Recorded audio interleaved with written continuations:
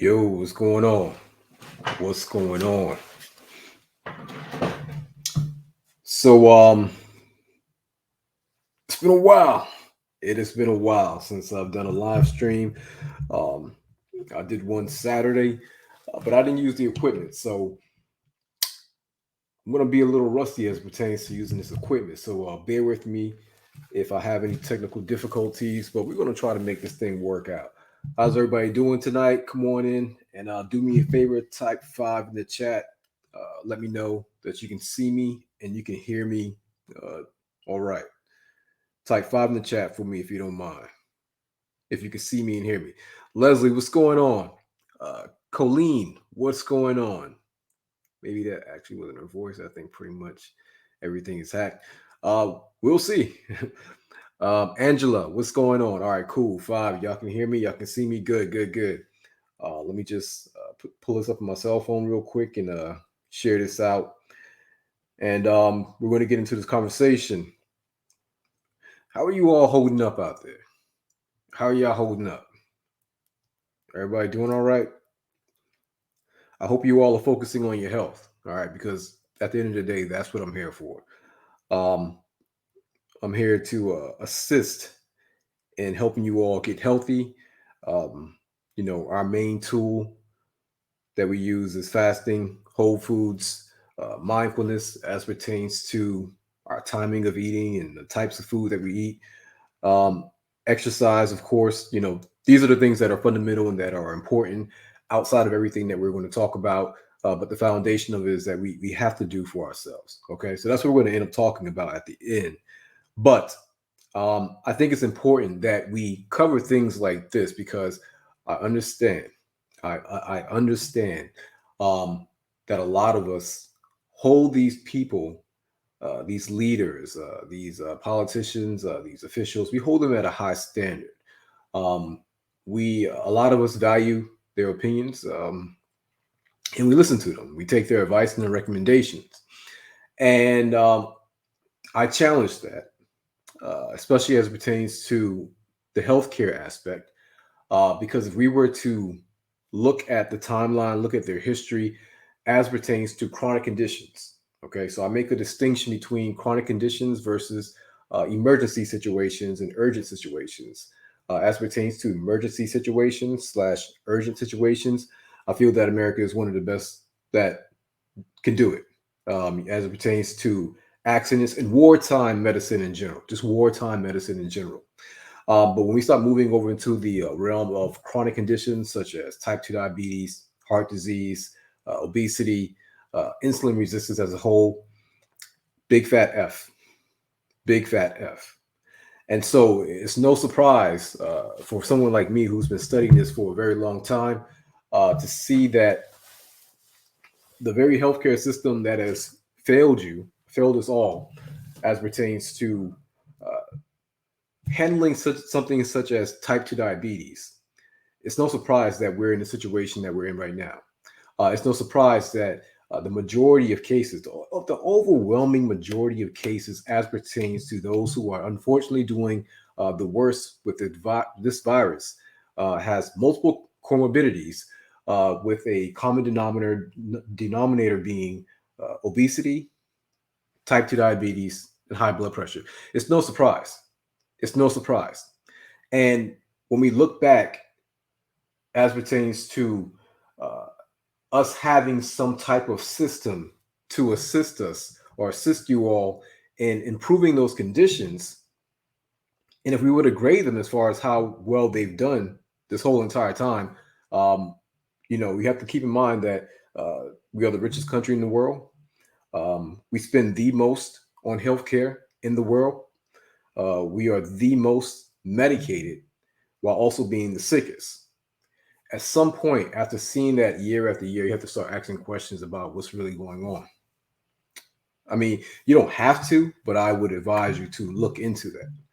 So we're going to get into that. I still haven't shared the video. If you all don't mind, go ahead, share the video for me. Like the video, do all that social media stuff. Cool. I'm glad you all can see me and hear me. We're going to jump into this right now. I have a couple things I want to show you all. I have a video. I don't see my video. Oh, there it goes. All right, there it goes.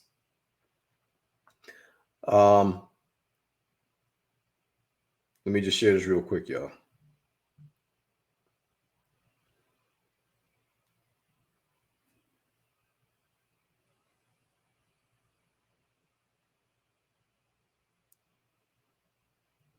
All right. So let's see. Um, you know, I have to make sure that whenever I'm presenting something online, I have to always make sure that everything I'm saying is on point. I have to make sure that it's factual. Uh, one, just because that's who I am, but two, also because of my profession. Like I'm not able to come out here and just say wild things and make wild claims, especially when as pertains to medical, specifically in the area of medical, because that puts me at risk. That puts my profession at risk, my license at risk, and so I'm not able to do that. And that's how it should be for everyone, especially if you're a professional dealing with things in the medical aspect. And that is what this whole fact checking movement was supposed to be about. Misinformation, that's what this movement was supposed to be about making sure that the information that's being put out there about this current situation that we're in is factual. And I learned, quickly back in 2014 when I first started discovering or first started realizing that many of the chronic conditions that we face, such as type 2 diabetes and high blood pressure, once I started realizing that these were lifestyle conditions, meaning that these were conditions that we, for the most part, eat ourselves into or kind of live ourselves into, meaning the lack of movement. Um, I learned that and then also saw that this was something that was preventable and reversible. And so, of course, I started speaking out about it and making sure people understood that, something like high blood pressure, one, it's not a disease. Two, you can prevent it and you can reverse it. Same thing with type 2 diabetes. It's not truly a disease.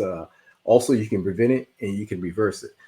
Huge pushback back in 2014. Huge pushback. And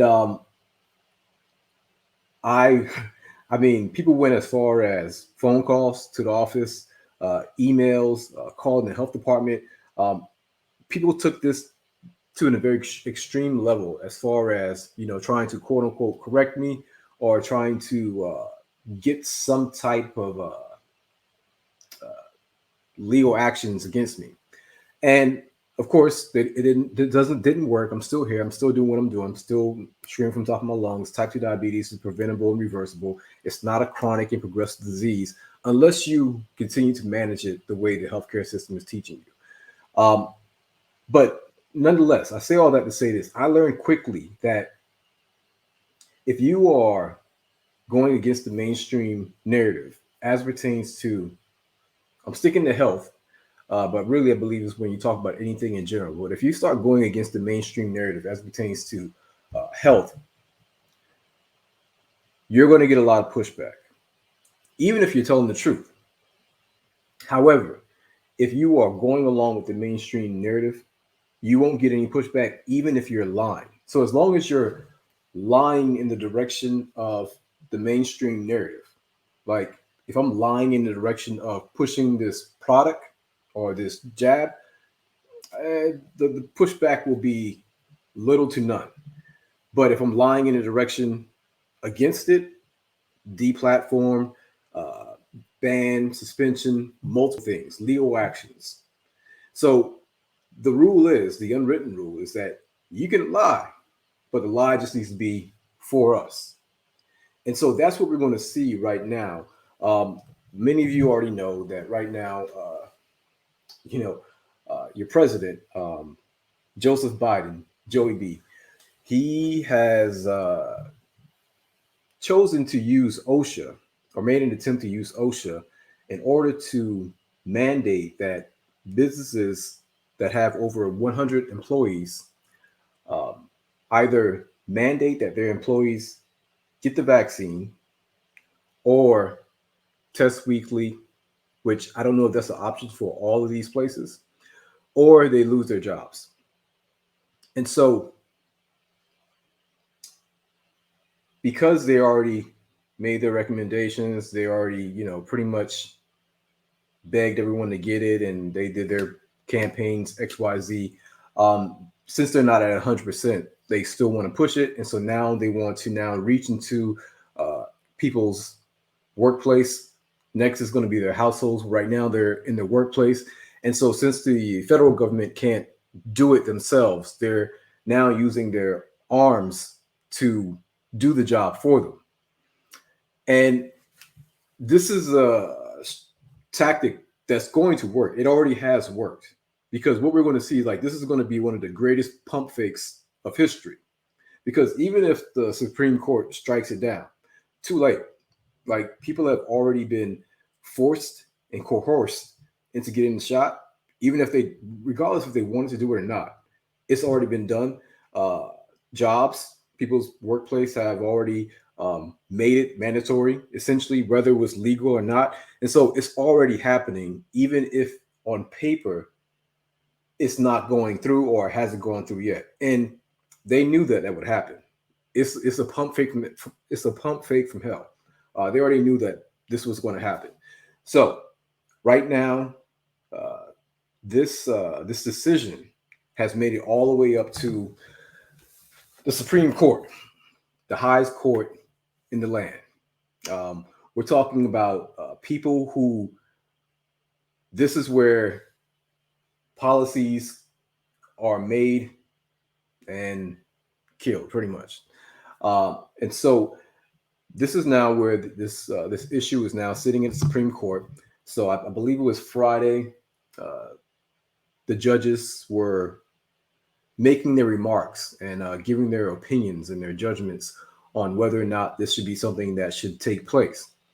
Now, mind you, these folks, depending on which side they're on, as far as, pro mandate or against the mandate, they are building a case. They are giving their opinion for why it should take place or why it should not take place, why it's uh, unconstitutional, and why it's about, health. And so one of the justices, or one of the judges, her name is Sotomayor, and she's making the case, right? She's making the case for why this should be mandated. Mind you, for me, these folks are illegitimate, and many of your favorite politicians in general, they're illegitimate to me. Now, that's just me. Um, but I would also ask you to kind of think about the people that are leading you or controlling over you and deciding what you should do with your body and your health. You should really think about that idea and that concept. But anyways, so you have the so-called leaders and judges sitting in this place hundreds of miles away from you and I, deciding on what we're going to be doing with our bodies and how we're going to be living our lives. And Sonia Sotomayor, she's one of the judges. She went and built a case about why the mandates should exist, built on a foundation of lies. Now, there were multiple judges that said outrageous things, but hands down, she was the worst. Hands down, she was the worst. I'll talk about the other judge. I think his name is like Judge Bear. He says some crazy stuff. But Sotomayor, she gets the award for the most outrageous lie that could be easily debunked. So what I'm going to do right now is pull this up so you can hear it from her mouth. This is her saying it. It's not going to be me saying it. It's going to be her saying it. So give me a couple seconds. Let me pull her up real quick. Let me share the screen with you all.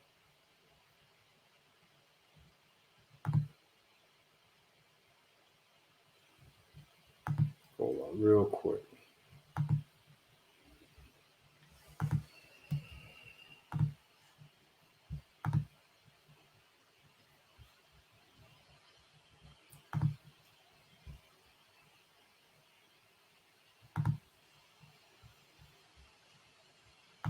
All right. So here she is. Let me know if y'all can hear it. If not, I'll have to play it again. Country today than we had a year ago in January. We have hospitals that are almost at full capacity with people severely ill on ventilators. We have over 100,000 children, which we've never had before, in serious condition, and many on ventilators. So saying it's a different variant just underscores the fact that without let's play it one more time. So I want to make sure you caught that. Country today than we had a year ago in January. We have hospitals that are almost at full capacity with people severely ill on ventilators. We have over 100,000 children, which we've never had before, in serious condition, and many on ventilators. Okay. So saying it's a different. All right. So everybody catch that? Did you all hear what she was saying? So let me actually pull up the quote so you can read it yourself. And we're going to talk about why that's just incredibly inaccurate. She's wrong. Like, there's nothing right about what she said at all. Completely wrong. I mean, outrageously wrong. Outrageously wrong. So wrong that someone should immediately have checked her. Someone should have went and checked in on her to see if she bumped her head or had a fever or something wrong, because she is so far off. Now, it's not just that she's wrong. It's just that it's also that people are looking to these quote unquote leaders to make decisions about their lives and also their families' lives. So, based on the things that these people who we have given legitimacy to, we are going to now make decisions based on what they say. But what if what they're saying is a complete lie? What if what they're saying is a complete lie? You run out and do something based on that complete lie, and God forbid something happens, and the only thing you have to look back on is the story you were told, but then later on you find out that the story was inaccurate.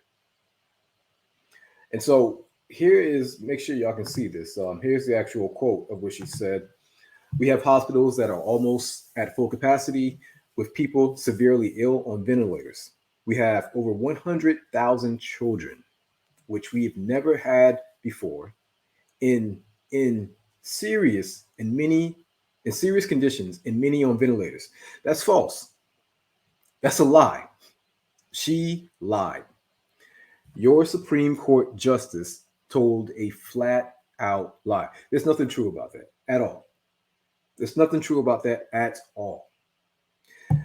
So we scroll down. So this is from the AP News, and mind you, I have no affiliates or any kind of connection to any of these websites that you see me pulling up. These are just resources and websites.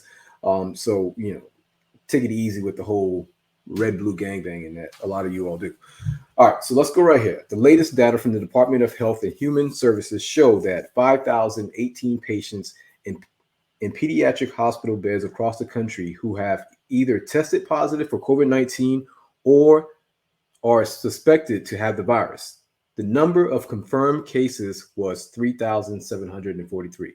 So at the time that Supreme Court Justice Sotomayor lied and told you all 100,000 kids, in actuality, we're sitting at 3,743.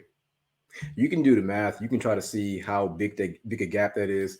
You can try to cape for her and come up with an excuse.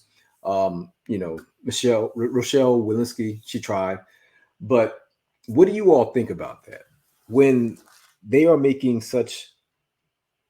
All right, and I had someone tell me maybe she just made a mistake. Take it easy.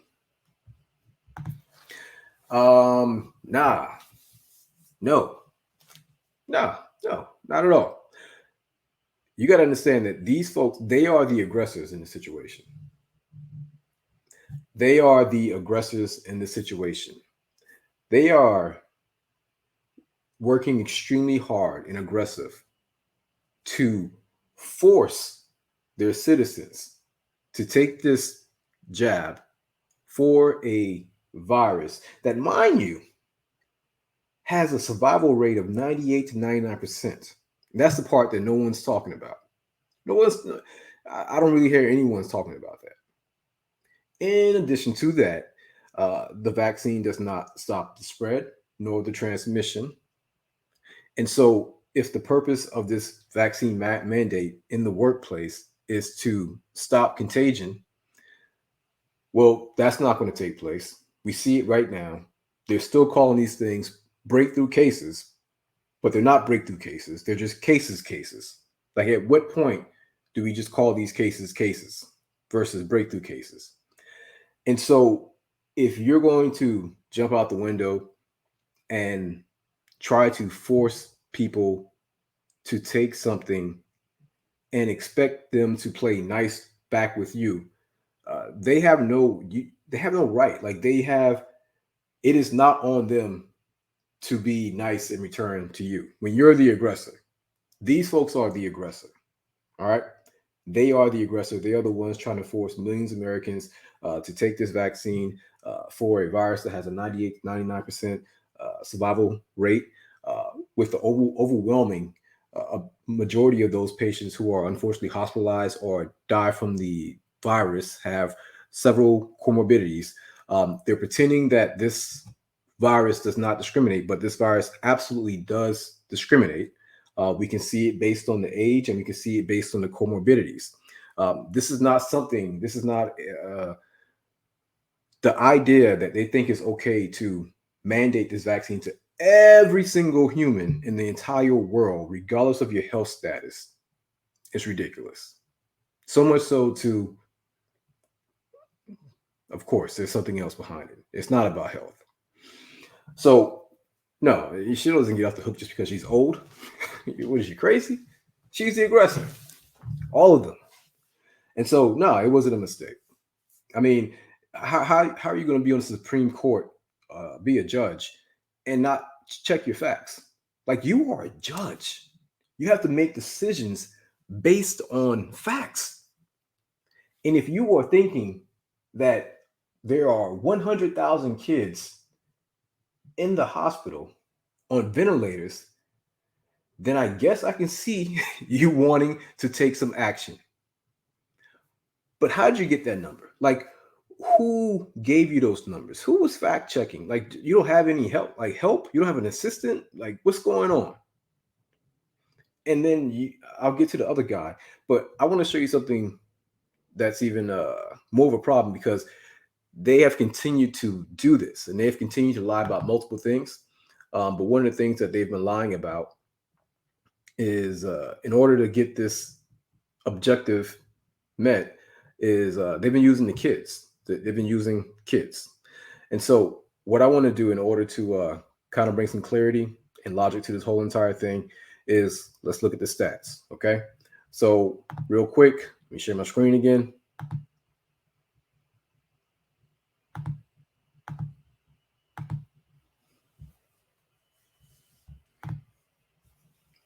So something we should be aware of. Let's just start from the basics.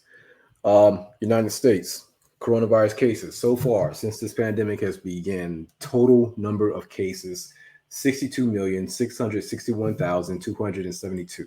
All right. Unfortunately, out of all those cases, 861,000 people have died. Fortunately, out of all those cases, 42,505,000 people have survived. When we look at that on a percentage ratio based on survival and death, we see that we come out with, and actually this number is higher. It's 98% survive, 2% unfortunately die. And then even within that 2%, remember, we have multiple factors that go into that 2%, such as age. So we see largely this is largely affecting, unfortunately, the elderly population. Also, the population of people who have comorbidities. There's a large. So once again, Rochelle Walensky came out yesterday or today saying that 75% of the cases of people who have died from this virus had an average of 4 comorbidities. Now, that's 75% with 4. So 4 comorbidities, which is something that you have heard me saying for the longest. I've been telling you that if you're type 2 diabetic and you're stressed out about COVID and you're focused on COVID, your priorities are reversed. You need to transfer that energy into type 2 diabetes and high blood pressure and heart disease, because that is the foundation that COVID will come and build upon. If that foundation doesn't exist, then COVID will have a very hard time defeating your overall immune system. Um, However, back to it, 75% with 4 comorbidities. But when we start looking at people who have 2 comorbidities, the numbers go higher. You start getting into the range of 90% had at least two comorbidities: obesity, type 2 diabetes, high blood pressure, so on and so forth. So once again, to think that this virus doesn't discriminate is inaccurate. It absolutely does, and it has been discriminating based on those who are vulnerable. And that's how we used to always deal with diseases in general. Protect the vulnerable. Protect the vulnerable. But you don't protect the vulnerable by trying to mass medicate the entire world. That's not how you do it. That's not how you do it. And it's never been how we've done it. So we see that, right? So that's one that I want to make sure that you all look at. Next, as it pertains to children in this country, so I won't have to pull this up for you all. I just want you all to have an idea of how many kids we have in this country, how many people under 18, little people, are in this country, and that is 73 million. So 73 million people children in this country. 73 million, okay? I'm bringing that up for a reason. All right, now I'm going to share another screen with you all. Now I get it. I told you all a while back. I've dealt with multiple patients that were concerned, of course, like hundreds of patients that were concerned, lots of questions. One of the things that really stood out was this parent who had her son with her, who was extremely afraid and extremely dramatic. I tried to calm her down and I tried to, talk sense to her. She was under the impression that people and kids were dying left and right, left and right, left and right, left and right. I told you I had a patient who his estimation based on what he was seeing was that the number of deaths from COVID were up to 25 million. Million. And he said it with a straight face. And that's because they're being brainwashed and hypnotized and lied to by the media. This stuff is dangerous. Once again, that's why I'm not taking it easy on this lady just because she's a woman, she's older. No, no, because the things that you say, the things that you lie about impacts millions of people, and millions of people will make decisions based on that. But also, her lying like that will put a battery in millions of other people in order to fuel this false dichotomy and this false war that we're having right now, vax versus unvax. You're going to put a battery in their back, and then they're going to go harder. They're going to be more aggressive, and the fight will continue on. And so it's important for us to understand the data that goes behind all of this. So 73 million kids in this country under the age of 18. And then when we look at, all right, so I'm going to share my screen with you all again.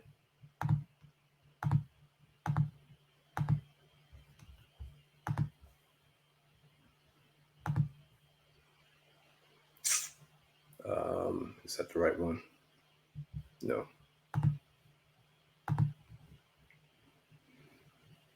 All right. So this is CDC website. What I'm looking at right now is deaths involving coronavirus. This is all the way from the start of the pandemic. And so what you see in this chart, so there are a plethora of charts, but this chart particularly is breaking it down. Sorry about this, y'all. This chart right here is breaking it down by sex and age. So right off the back, this is telling me from 2020 to 2022, all sexes, so both boys and girls, from the ages of 0 to 17. So brand new baby, all the way to 17 years old, all deaths involving COVID-19. So this means that doesn't necessarily mean they tested positive. It means that they either tested positive for COVID-19 or they were assumed to be positive for COVID-19. Now, you figure out what it means to assume. Uh, but what we have is in that age group, 17 and under, unfortunately, a total of 694 kids have passed away with COVID-19. Huge distinction that I've been seeing since 2020 with COVID-19 versus from COVID-19. And you're going to continue to see them talking about with versus from. And trust me, don't be easy with being so happy about it and thinking that they're now seeing their faults and that they're now admitting their wrongs. This is all part of the plan. I believe this is all part of the plan. Like they knew it from the get go. However, just because you see this number of 694 does not mean that 694 actually died from coronavirus. It means that they either were assumed to be positive or actually tested positive for the virus at the time of death. Okay. Now, these are just in the next column, you see these are deaths from all causes, and then they start breaking down the actual causes. And then let's see.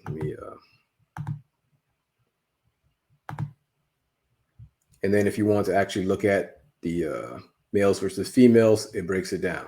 But however, out of that 73 million, I just told you, out of all the kids in this country, 73 million, actually, this is going to be a little off because I said from 18 and under. This deals with 17 and under. So I'm going to be off by a couple million.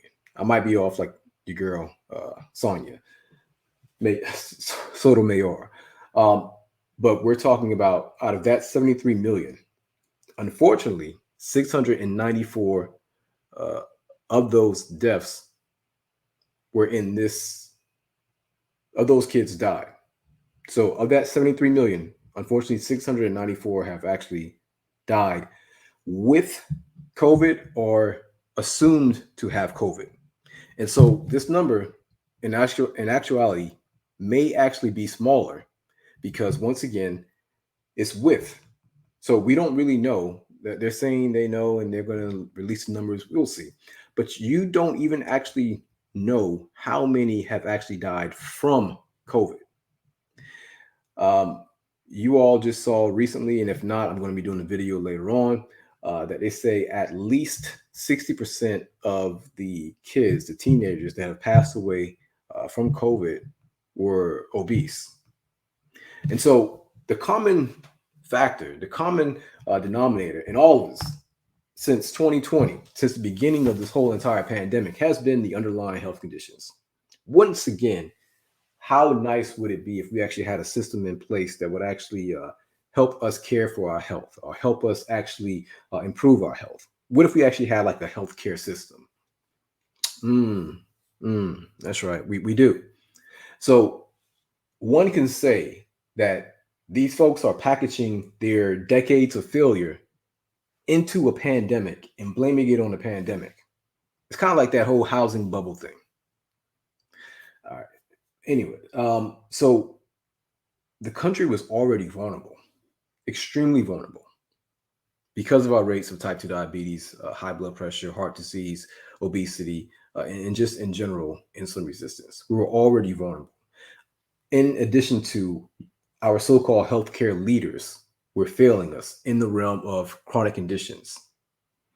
In conjunction with the horrible foods that are being manufactured, the drinks, the horrible lifestyle, and you can see from the beginning of this pandemic all the way to right now, those healthcare leaders have still been silent as pertains to improving our overall health.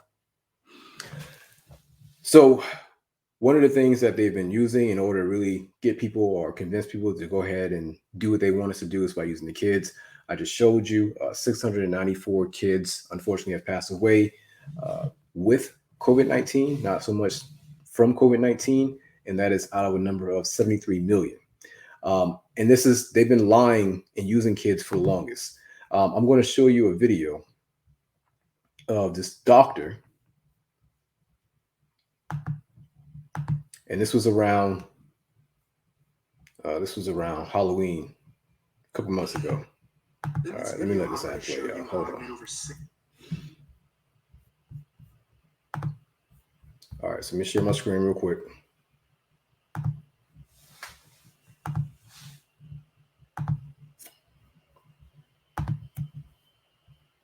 Everybody doing good? Y'all good? Y'all here? All right, I see I got a lot of comments.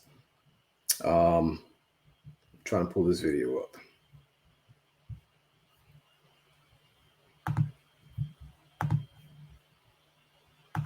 Are literally begging people All right, for. bro. Get out.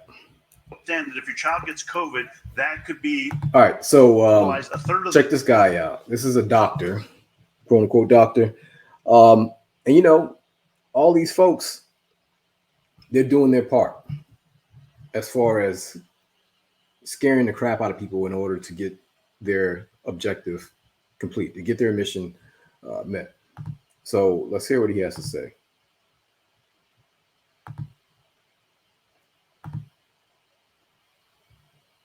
Community perspective, children right now, a couple of things I tell them is, one, from a community perspective, children right now are 25% of the cases that are out there. That's from a community perspective, but parents are more worried about their own child. So here are some numbers for their child. Last week, 118,000 children ended up with Pfizer. Since the pandemic, over 8,000 have been hospitalized, a third of those in the ICU. And unfortunately, there have been 146,000 deaths, which according to the American Academy of Pediatrics, puts COVID now in the top 10 causes of death for children. And so I would say, look at those stats. Time out. Did y'all catch what he just said? This is a doctor now. Did you catch what he just said? How many have died? What did he say?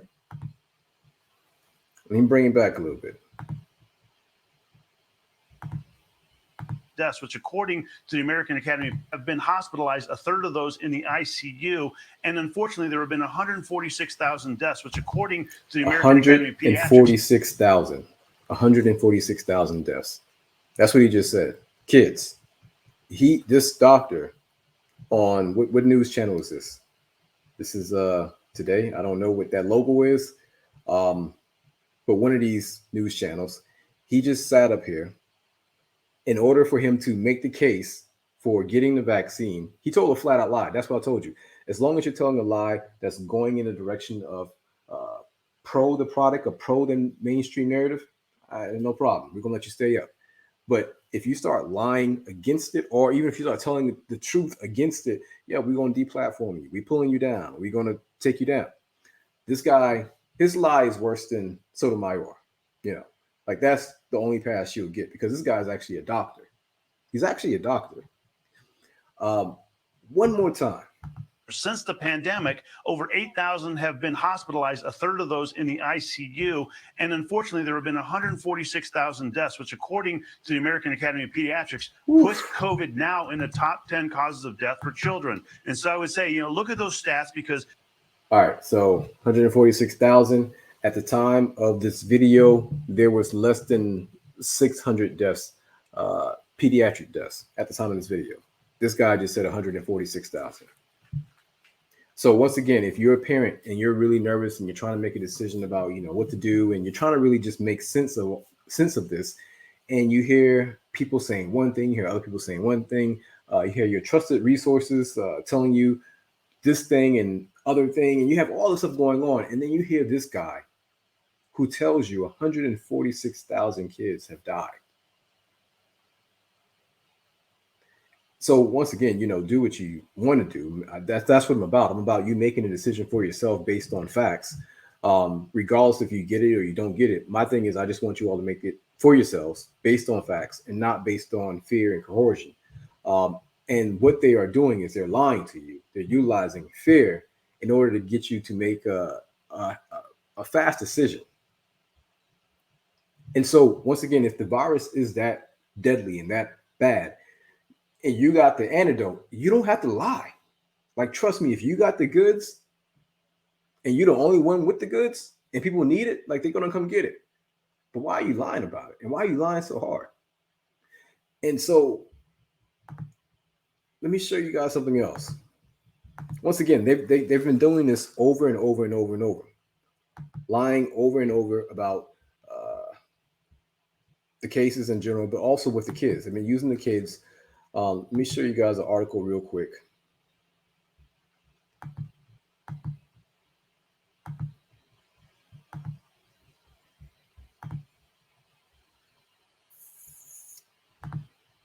All right, so this is a new one. This is a recent one, right? January 7th. So this just happened.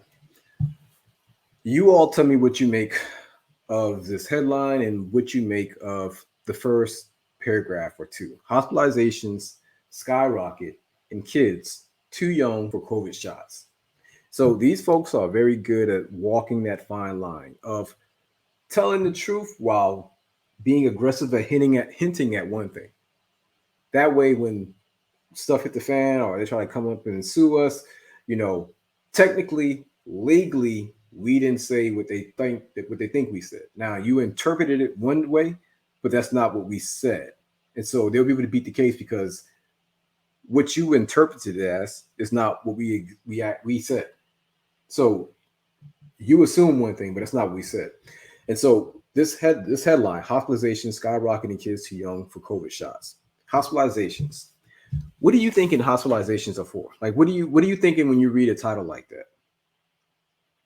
What do you feel that they're hinting at? In kids too young for COVID shots. All right, let's read it.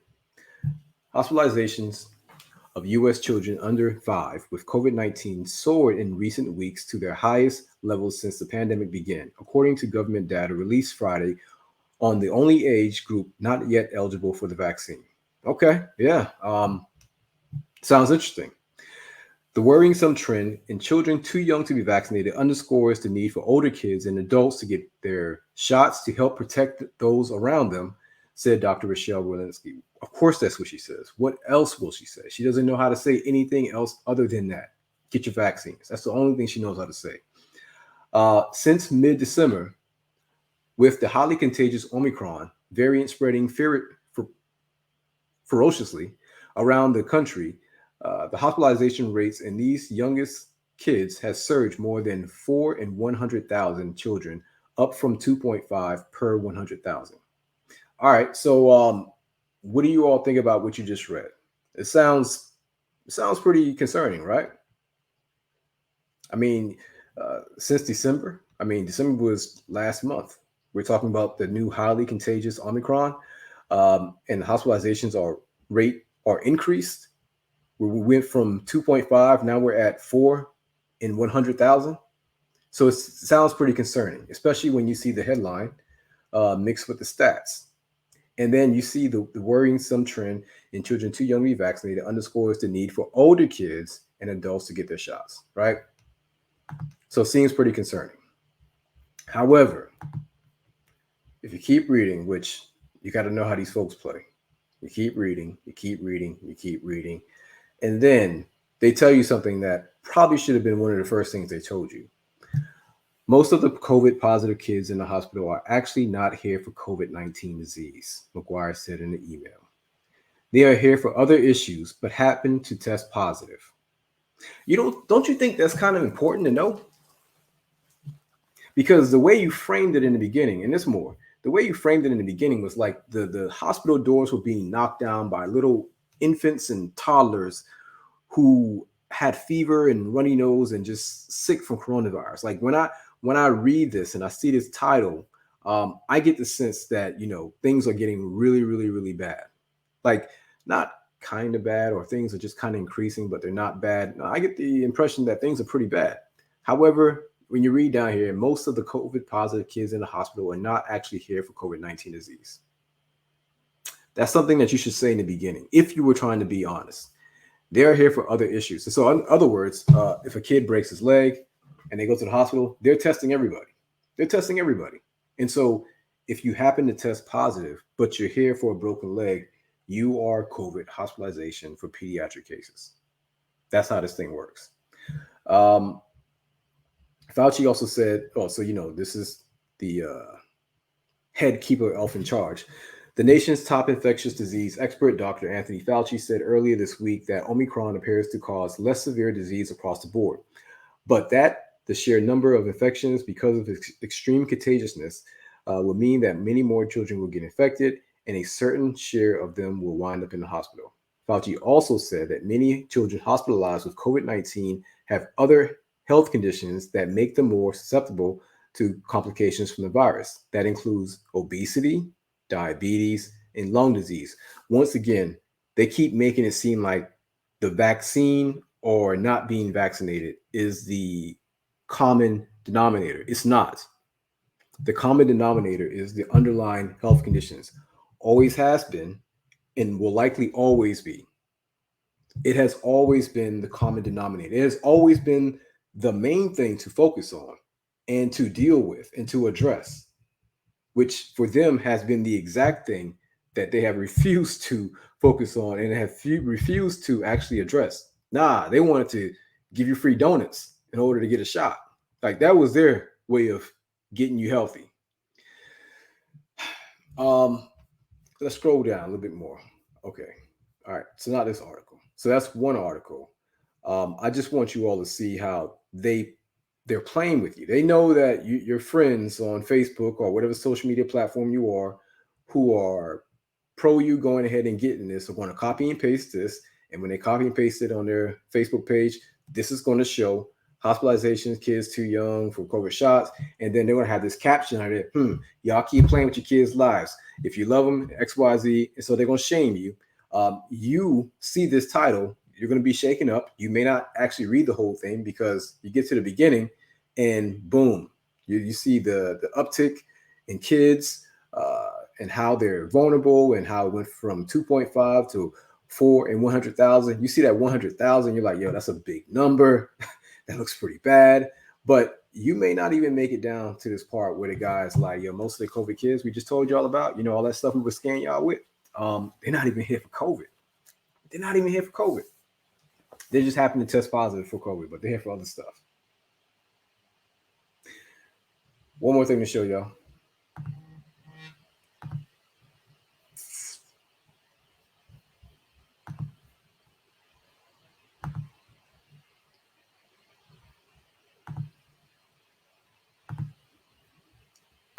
Once again, if it was that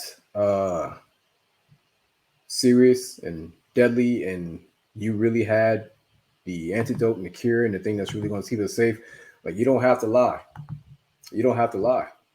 People will knock down your door for it. But with you, hold on, that's not it.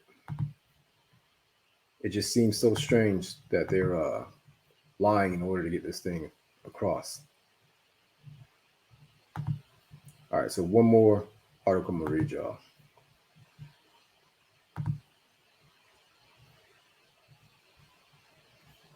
All right, so once again, this is a new article. I think it just came out December 20th, so like last week, some time. So, child COVID hospitalizations are up, especially in 5 states. Child hospitalizations have grown at nearly twice the rate of adult in the past 4 weeks. NBC. So here we go. In the last 4 weeks, the average number of children hospitalized with COVID-19 jumped from 52% from a low of 1,270 on November 29th to 1,933 on Sunday, according to NBC Analyst Department of Human Health and Human Services. In the same time period, adult COVID hospitalizations increased 29%, suggesting that pediatric hospitalizations rose nearly twice the rate. Now, if you get it, you get it as far as like what they're doing right here with the numbers. Like if you get that they're trying to throw big things out at you and confuse you and make you think there's a lot going on, then you know what I'm talking about. Let's continue. The number of kids hospitalized with COVID has more than doubled in 10 states. as well as in Washington, D.C., Puerto Rico, according to analysis. The data does not specify whether the children were vaccinated or vaccine eligible, but the states have contributed the most to the rise in the pediatric hospitalizations are Florida, Illinois, New Jersey, New York, and Ohio. All right, let's scroll down a little bit more. And so you see that, right? Like you see hospitalizations are up. That sounds worrisome. 5 states, you see jumped in 52%. Trust me, if these folks actually use the number versus the percentage, a lot of the stress and the concerns that comes from reading this stuff would decrease. But you see 52%, you see the jump, you go down, you see all these numbers, you see all these states, but then when you scroll down a little bit more, and here we go. However, he said his hospital has seen a lot of kids test positive for COVID without necessarily showing symptoms or getting sick. We test anybody who's admitted to the hospital for whatever reason to see whether or not they have COVID. And we're definitely seeing an increase in cases. However, we're not really seeing an increase in children who are hospitalized for COVID or in the intensive care unit for COVID, Offit said. So once again, that would be something pretty important to mention at the beginning of your article. If you were trying to be helpful and if you're trying to actually help people make a logical decision, this is something that you would tell them. All right. So here's the truth as far as pertains to kids. I'm going to use a couple more articles and then I'll be done. I just want to make sure that you all, because I get it. You know, I'm a parent, I'm a dad, 3 kids, and so it's frustrating. I understand that it can be frustrating, worrisome, concerning, all these things, because you want to make sure that you're making the right decision. And mind you, I'm not telling you what to do for it or against it. I want you all to make the best decision for you and your family, because at the end of the day, whatever happens is something that you have to deal with, right? On whatever side, like you get it, you don't get it, whatever, like there's something you have to deal with. And I just want to make sure that we all are making decisions based on facts versus lies and deception. And they're throwing a lot of lies and deception at us in order to get us to do what they want us to do, which, once again, extremely questionable. All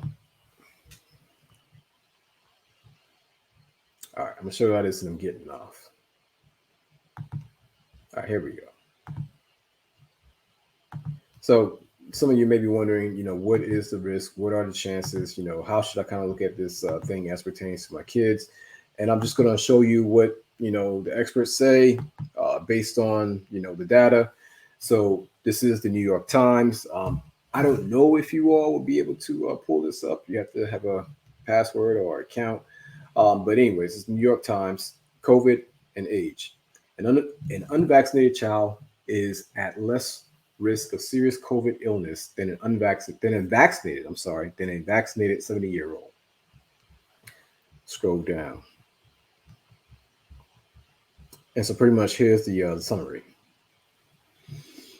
For children without a serious medical condition, the danger of severe COVID is so low as to be difficult to quantify. Come on. The danger of severe COVID is so low as to be difficult to quantify. For children with such conditions, the danger is higher, but still lower than many people believe. The risk of long COVID among children, a source of fear among parents, also appears to be very low. So this thing is saying, and I'll show you the actual number, but I believe the number is like 0.001%. 0.001% as pertains to chances of severe COVID and death for children in this population. I just showed you since the beginning of the pandemic, out of that 73 million kids in this country, 694 have unfortunately died from it. And of that 694, I don't mean died from it. I mean died with it or assumed to be positive for it. And so even with that 694, we really don't know who, one, tested positive for it for sure, and two, actually died from it. Try to do the math and see what percentage that 694 is of that 73,000. I mean, sorry, I'm sorry, 73 million. So once again, I know they're throwing a whole lot at you all. I completely get it. And it's hard to see clear through the fog. You know, you're stressed out, you're anxious, you want to do the right thing. You're being scared into a corner. All these things are going on. Family members, friends, all those things. But you have to make the best decision for you and your family based on your research. So you have to sit down, calm yourself down, sit down and look through the data. Look through the data. Um, and see what it says. I mean, you can use what I just went through, or you can come up with your own or do your own fresh research. But either way, you want to make sure that you're making that decision for yourself versus having people like Judge Sotomayor or Dr. Torres completely tell you a flat out lie, or these articles tell you a flat out lie, because that's what they're doing. And that's what they have been doing. All right. So let me take the screen share off. So let me go through these questions real quick. Yeah, it's been a while since I've been on here. You know. Yeah, so you know what? So while we at that,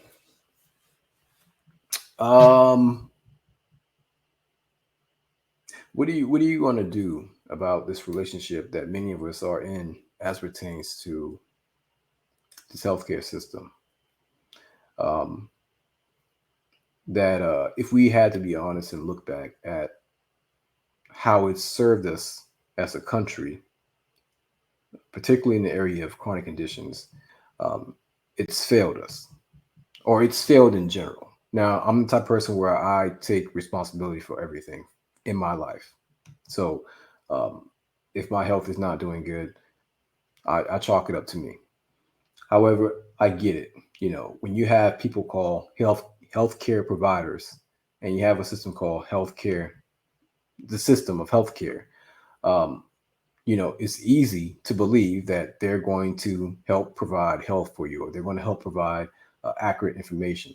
It's easy to believe that they have your best interest in mind as pertains to health. And it's easy to believe that whatever decisions and recommendations that they're giving to you is something that they actually believe in, have researched, and that they're not being paid to give you that information, as far as paid off, like by pharmaceutical companies. Like that's what we actually believe. I don't know if that was the case at one point, but I can definitely tell you that's not the case right now. It's definitely not the case right now, especially in the area of the chronic conditions, especially in the area of type 2 diabetes, high blood pressure, heart disease in general, and obesity. It's not the case. It's not the case. And so all of these chronic conditions have been increasing and getting worse, while at the same time, medications to deal with or to make you feel quote unquote better with these conditions have increased. The procedures for these conditions have increased. The devices for these procedures, I'm sorry, for these conditions have increased. All the ancillary things around the condition has increased. The only thing that hasn't really changed much as far as improvement is the condition itself. The condition is getting worse as far as spreading. It's out more people, but the ancillary things around it, the upsells, you know, like the medication that go with that medication, the procedure that they want to try on you for that condition, the device that they want you to use for that condition, like those things are increasing. Like they're giving you more fancier and high tech ways to keep track of how sick you are, or how sick you are with that condition. But the thing that has not changed or that has not improved is the overall condition for the population of the country.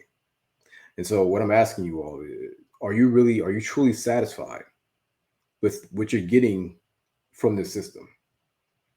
Are you satisfied with it? Because once again, if you had to grade them, They get an F. They get an F. Like you have a country where the majority of your adults are obese. A third of your population have type 2 diabetes. That's the majority. That is the population that actually know that they have type 2 diabetes. But then you have a segment that has no idea, and then you have another segment that is pre-diabetic. And all of this happened on the watch of the country that is the richest and spends the most on healthcare and has the most medications and has the most advanced technology as pertains to keeping track with your condition or with dealing with the symptoms of your condition. But we're not making any progress as pertains to actually eradicating these conditions or reversing these conditions and preventing these conditions. Not making much progress. So one might say that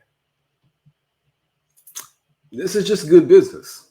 One might say that, right? One might say that this is just good business. This is how things should work. And, this is recurring revenue. If you got a patient that has high blood pressure and you got them on a water pill, diuretic, hydrochlorothiazide, and they're going to start taking that on a daily basis to get their blood pressure down, you give them no dietary advice at all because you don't know anything about food or exercise because you don't even do it yourself. I mean, you have unhealthy practitioners. Look, that's a whole different thing that I'm not going to talk about right now. I'm a fan of walk it how I talk it. If I'm just saying, if I need a financial coach, bro, you better not. You better have your stuff in order. All right, you better have your stuff in order. If you're going to teach me how to run a 4.40, I assume you know how to run a 4.40, or you have at some point in your life. But anyways, and so if you have this patient, putting them on blood pressure medication, hydrochlorothiazide, they're going to be taking on a daily basis. You didn't give them any kind of advice, recommendations as pertains to food and drink and movement. The practitioner may not know it, but somebody above the practitioner knows it, such as the pharmaceutical company, knows that diuretic over time is going to deplete you of the very vital minerals that you need for blood pressure regulation, such as potassium, magnesium, and calcium. The practitioner may kind of may know it. That's why they might put you on potassium pill. But in general, they may not even think about it. But the long game, the long money knows that 25 milligrams of hydrochlorothiazide will eventually be bumped up because it's going to deplete their electrolytes, the very thing they need to properly regulate their blood pressure because of the excess excretion of fluid, because that's what the water pill does, right? It excretes excess fluid, whatever that means. And so eventually you're going to need to be placed on another blood pressure medication, amlodipine, lisinopril, metoprolol, pick one. But what's going to continuously happen is the medication that you're being placed on is going to be increased to the point where you may now be on a cholesterol medication, to the point where you're now being placed on metformin because you're not diabetic, but you're pre-diabetic. So we're going to give you this medication so that you don't become diabetic. And then in 3 months, what happens? You become diabetic. Why? Because no one gave you the information as it pertains to actually eating the proper way so that you don't become diabetic. They just told you about this medication that was going to supposedly stop diabetes. It doesn't work that way. So all of this medical fairy tale is good money because some of the practitioners understand it. Some of the practitioners are just working based on protocol and they keep their heads down in the book and they're just trying to make a living. And then other practitioners just are completely clueless. And so you are relying on people who work for a system who are going based on protocol, but the hustle is already baked into the protocol. Once again, the practitioner may not pay attention to the fact that they just put you on medication that's going to deplete you of one of your vital nutrients. Like they may not be aware that the metformin that you're on is going to also deplete your B12 or going to decrease your B12 and your folic acid, which is going to also decrease the health of your myelin sheath, which is what surrounds your nerves. And when that starts taking place, you're going to start to have neuropathy, which is numbness, tingling, heaviness of the lower extremities or peripheral, your hands. And you may get diagnosed with diabetic neuropathy when in fact it's not diabetic neuropathy, it's B12 deficiency that came from the metformin that you've been taking for months on end. And so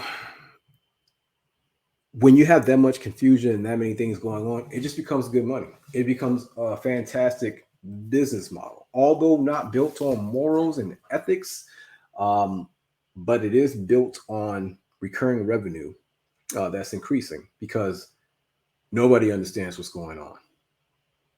Nobody understands what's going on. And so my overall advice to you, because that's what it is. I mean, it's my opinion. But I can show you how that works. And I have videos on YouTube and on Facebook showing you how that works. You know, I have videos talking about the burning building of healthcare. And I explain to you how if anybody needs to be confused, it's the person closest to the mob boss. If anybody needs to be confused and truly believe in that confusion is the actual practitioner. Anyways, my recommendation to you all would be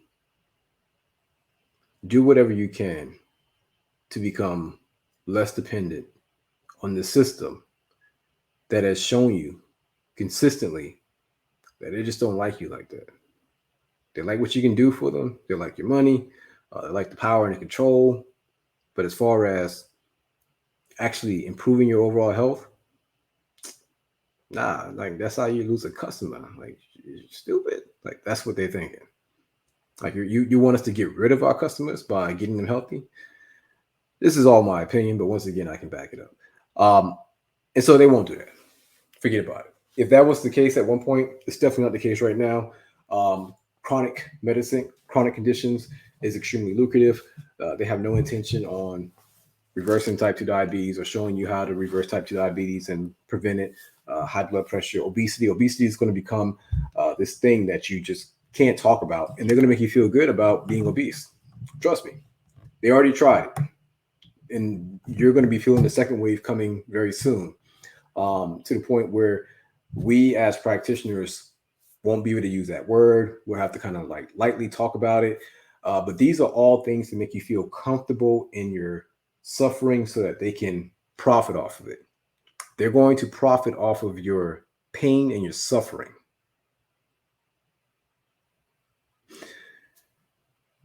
Do whatever you can to become less dependent on them. In other words, get healthy. Get healthy. I know a lot of us have spent years and years and years getting to the position that we're in regarding our health. But it's not too late for you to improve your health. When I'm talking about the areas that I'm specifically talking about deals with insulin resistance. That's my area of specialty. Type 2 diabetes, pre-diabetes, PCOS, polycystic ovarian syndrome, high blood pressure, heart disease, fatty liver, erectile dysfunction plays into all that as well. Insulin resistance is my area of specialty. And so that also makes up the majority of what we see as far as chronic conditions. A lot of that stuff we see with chronic conditions are sitting on a platform of insulin resistance. And from there, if you deal with the insulin resistance, if you reverse the insulin resistance, which is absolutely possible, you will now be able to remove the platform that these conditions are sitting on top of. The high blood pressure, type 2 diabetes, all these things are sitting on platforms, the platform of insulin resistance. This is important because whatever the next step is with this whole pandemic thing, You have to remember, as long as you are dependent on them, you kind of have, or as long as you think, because for a lot of you, you just kind of think that you're dependent on them because they've lied to you and told you that you need whatever they got. Like they told you that you need this medication that they have. But have you actually sat down and thought about what's this medication doing? Any of you ever thought about that? Like ask yourself that question? Like let's say it's blood pressure. Let's say it's blood pressure. You ever really thought about what the blood pressure medication is doing? And when the blood pressure goes down when you take the medication and it goes back up when the blood pressure medication is out of your system, what happened? Anybody ever thought about like that cycle?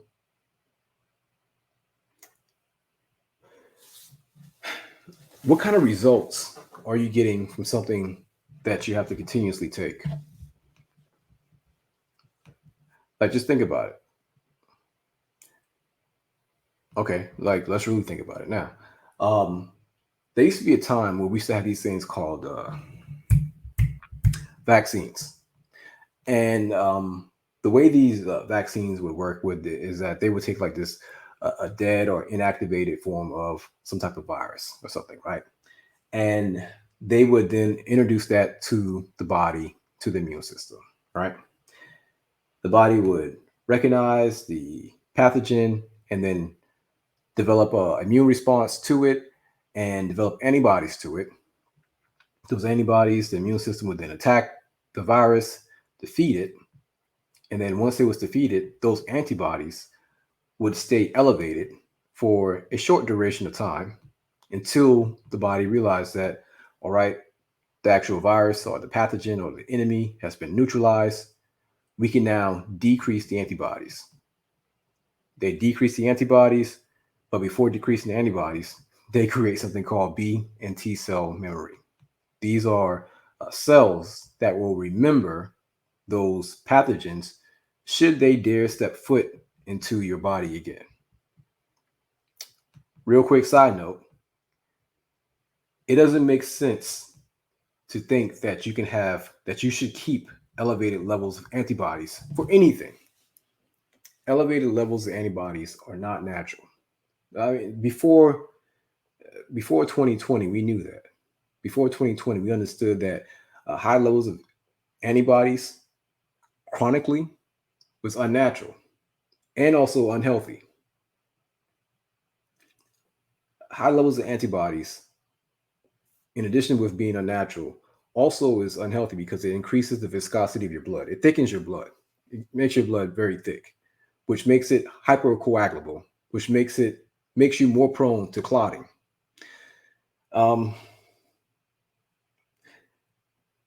You think you're just gonna have troops on the street? So you have troops. So let's say wartime, right? Like let's say wartime, right outside in the streets. You send the troops out. The troops go do what they do, and then they neutralize the threat.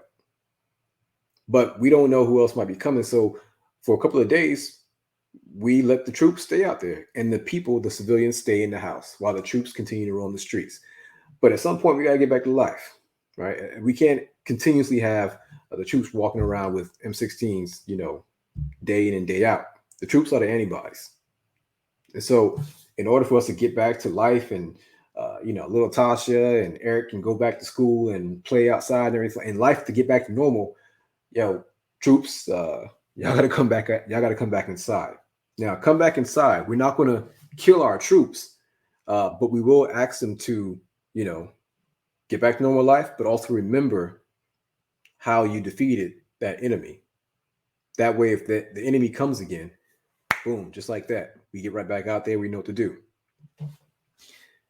This idea that these people want you to perpetually have high levels of antibodies is extremely questionable. And before 2020, it was unnatural. But now that's the game they want to play because it's a metric that they can track. Metric obsession. That's what this healthcare or this system is about right now. It's about metric obsession. They find metrics that they can control with chemicals. Blood pressure. All right. Why is your blood pressure increased? Is it because of vasoconstriction or your arteries are constricted? which will now decrease the blood flow, making the heart have to contract harder or faster. Okay, cool. We'll come up with this chemical to block certain receptors on the heart or on the blood vessels, call it a beta blocker. And then that chemical just goes into the body and it produces a chemical response by blocking certain receptors. And when those receptors are blocked, the heart will not respond the way that the body is telling it to do. The body is telling the heart contract harder because the blood vessels are narrow and we need to continue to properly perfuse the body, but we're not able to do that because the arteries are narrow. So increase. So when your doctor sees your blood pressure high, it's not by accident. Like your body's not randomly doing that on accident. That was a calculated maneuver. That was a calculated response based on real-time feedback. Your body did that on purpose. There's a huge problem by outsourcing our health to third-party people who we don't even know. We don't even know where they got their advice from. We don't know what their objectives are.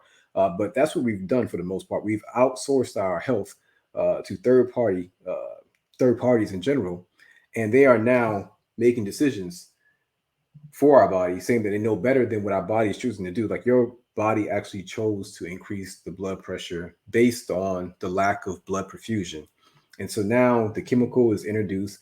It does something just chemically based, blocks receptors, or it might inhibit an enzyme, such as an ACE blocker, an ACE inhibitor, like lisinopril, or it might block the reabsorption of fluid in the kidneys, such as a diuretic medication.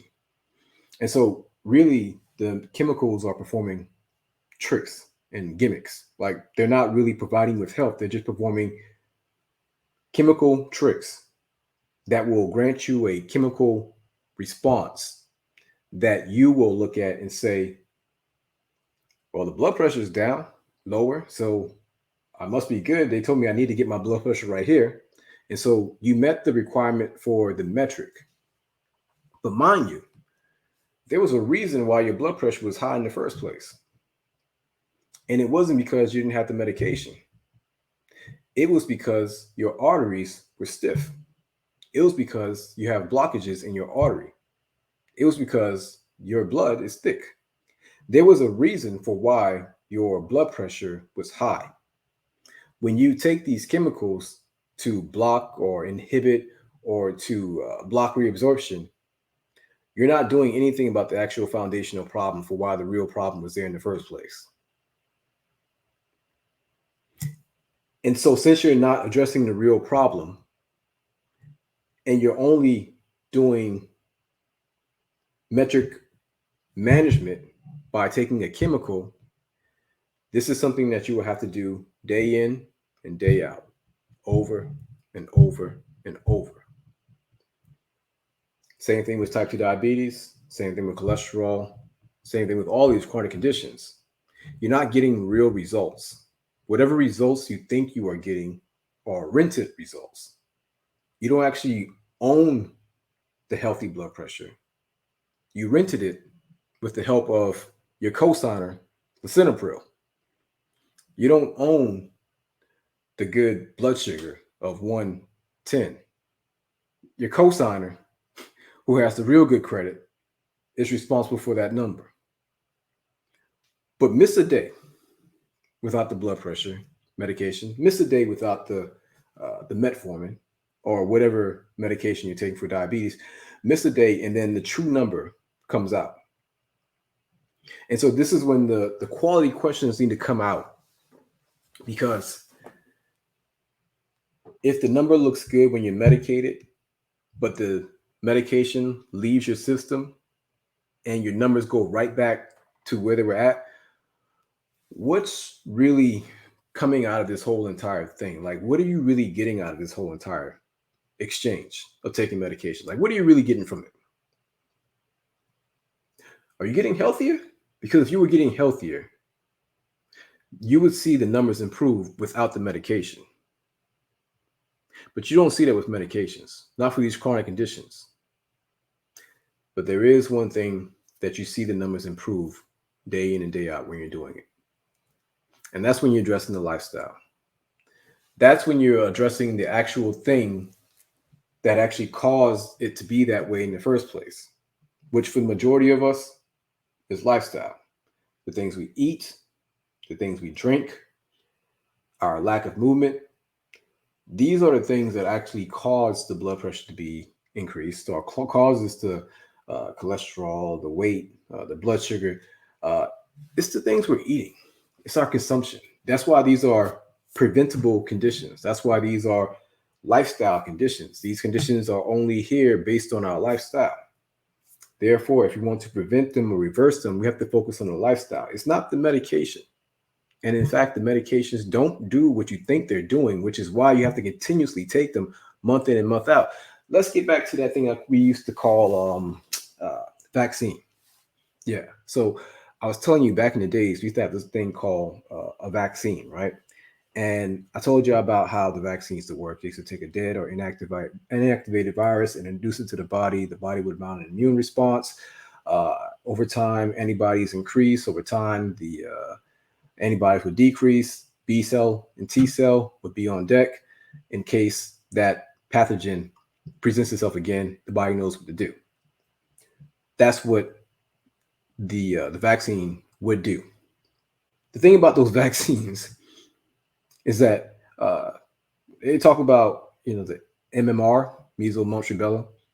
They like to talk about these vaccine, polio, and everything like that. Well, you've gotten them before. What's the problem with this new vaccine? Same thing. We require for all. The thing about it is that it's become clear. If it wasn't already clear to you earlier, it's become clear that something's very, very different about this new jab. Because I don't think you can call it a vaccine. I don't think you can call it a vaccine. Why do I say that? How many times you had to get those jabs back in the days, the old ones, MMR, measles, mumps, rubella, polio, all those ones you used to get. How many times did you get them? How many times did you get them? Let me know. Do y'all remember? Huh? What? You mean y'all aren't getting them right now? You mean you didn't have them 3 months ago? What about last year? Did you have them last year? Oh, wait a minute. You mean y'all doing vaccines where you have to get it every 3 months? Wait a minute. Y'all mean y'all getting vaccines where you don't need boosters every freaking quarter? Huh. It sounds like you took a vaccine that made you immune to something. Sounds like an immunization. Sounds like that's what you took. That's strange. But what do you call a vaccine where you got to get it every freaking 3 months? What do you call that? Like, what do you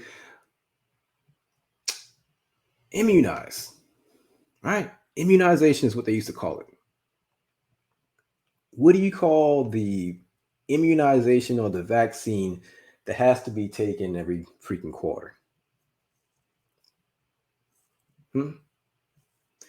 Are you really getting the results that you think you're getting, or are they just managing the metrics? I told you these folks are obsessed with metrics because they have chemicals that can manage these metrics and make you feel good about slowly deteriorating.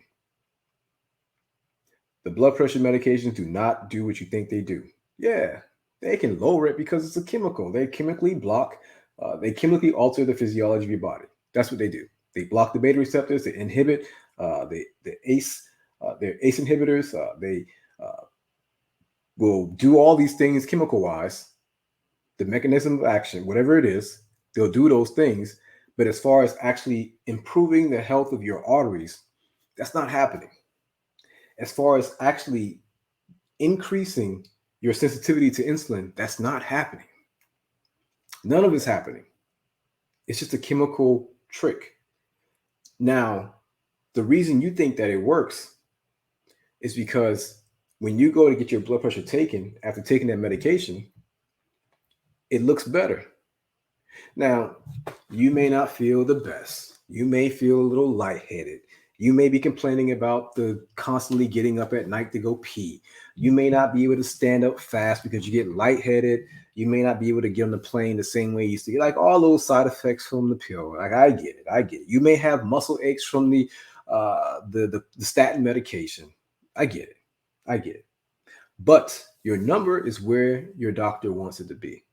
So all those things, you want it or you don't, right? You want the normal numbers, then the side effects are part of the game. What I'm saying is that, yeah, those numbers look normal when you measure it because that's what the medications do. But the actual health, the actual mortality, morbidity rates do not decrease. And I'll go in on a video. I already have several videos on YouTube and Instagram, Facebook talking about this metric obsession. But I'll do another one because I think you all need to better understand basic conditions and how the medications don't do what you think they do in order to really understand what's going on right now with this whole jab and you having to get it every 3-4 months, every year. The Pfizer CEO just came out and said they're working on another one, right? Now, I know a lot of people saying I ain't taking that. Come on now. You took the first one. Come on. You're going to take the second one. You're going to take the third one. You're going to take the fourth one. You're going to take the 86th one. Yeah. So the Pfizer CEO just came out today, and he's talking about the next version of vaccine they're working on. We'll talk about that later. But yes, you need to be doing whatever you can do to make yourself less dependent on the system because they don't like you like that. And they're hustling you. They're hustling you because they know that you trust them.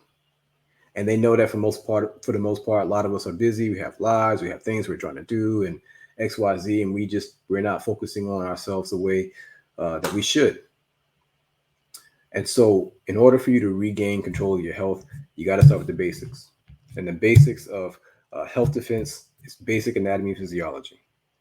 I know it sounds extreme, but one of the best things, let me just tell you, Brett, this is not a promotion of any sort. One of the best things you can do to kind of understand basic anatomy and physiology or health defense is watch this video on YouTube that I have called The Truth About High Blood Pressure. Let me find it first. Truth About High Blood Pressure. The reason why this is a good video is because even if you don't have high blood pressure or your blood pressure is not increased, it's a great video because I go through and I break down the way you want to look at your body, followed by, sorry, y'all, I'm not really paying attention, followed by understanding how your body works, followed by the things that your body needs, followed by understanding what signs and symptoms truly are, and then also what you need to do in order to improve those things. I'm just trying to find a link for the video real quick, and then I'm gonna have to get off. I'm over here about to pass out, but let me just find the video. Okay, there it goes. So let me just get the link. All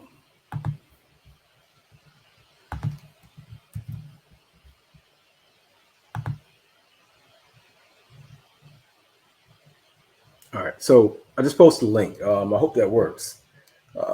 If it doesn't work, go to my YouTube channel. It's called The Truth About High Blood Pressure.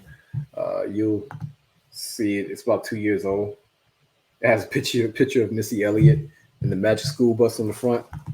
You'll get the reference once you watch the video.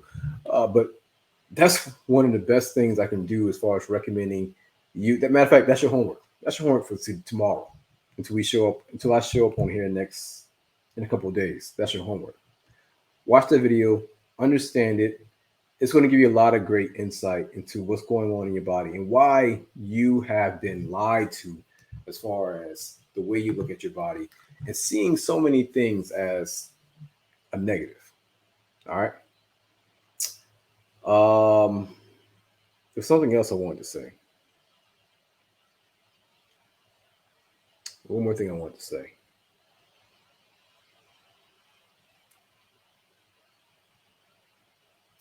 I forgot.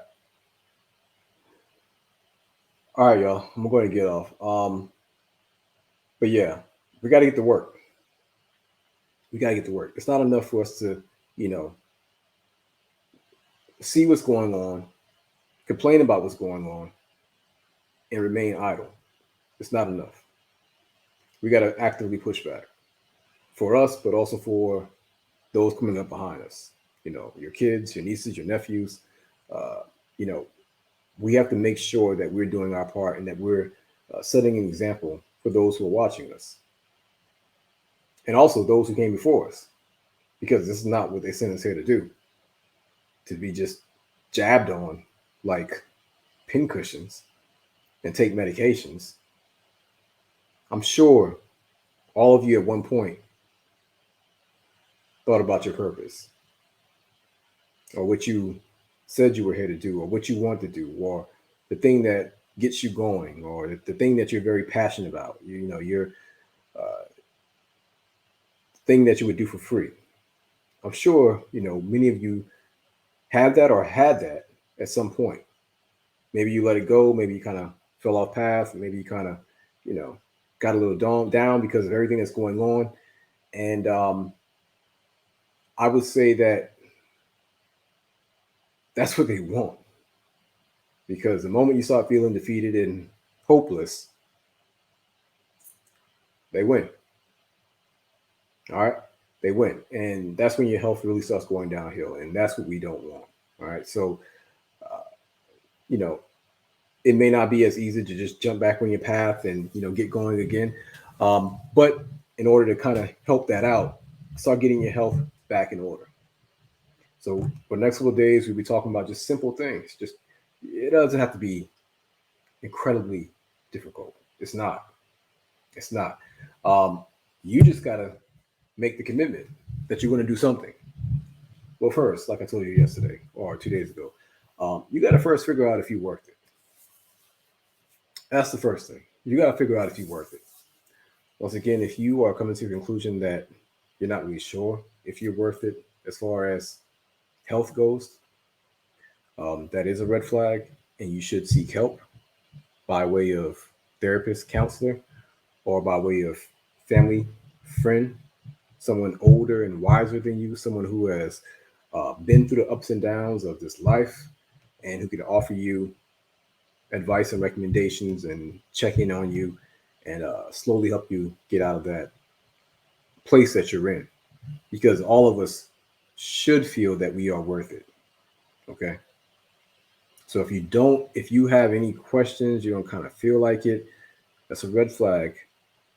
And I say this with love, seek help. Okay. Now, if you feel that you are worth it and you know that you are worth it as far as health, because health is your wealth, right? Like that's the richest thing you can have. Like you literally can't buy health. You can't. Steve Jobs, one of the richest men, couldn't buy health. And I don't say that in a way taking shots or anything like that. I just say that as far as you take somebody who is actually poor or struggling, but healthy, someone with money, but extremely unhealthy, would actually trade places with that person because that person knows that, yo, if I have my health, I can get back to the top. That ain't nothing. But if my health is deteriorating and I'm feeling like I'm almost out here and I can barely stay awake and I'm struggling and I'm in pain, it's difficult. But if my health is intact, I'll get back up there. Your health is your wealth. It's your wealth. And so if you feel that you are truly worth it, you have to ask yourself, how have you managed this gift that you have? This gift of your body and your health. How have you managed it so far? And this is not like a time for shaming and finger wagging. It's a time of repentance. You know what? I didn't even know what the word repent meant. I know it's late. What is it? 12? Y'all know what the word repent means? Yeah. Let me pull it up real quick before I give it a wrong information. Anybody know? Nah, that's not it.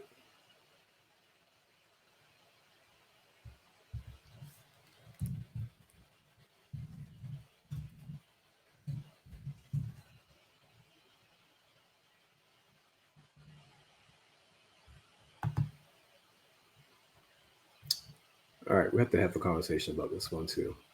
Um,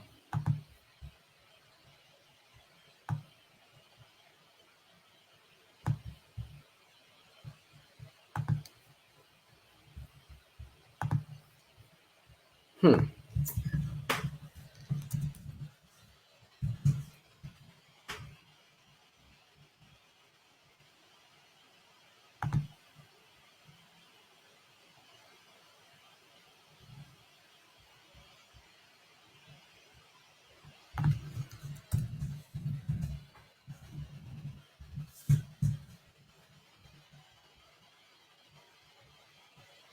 Hmm.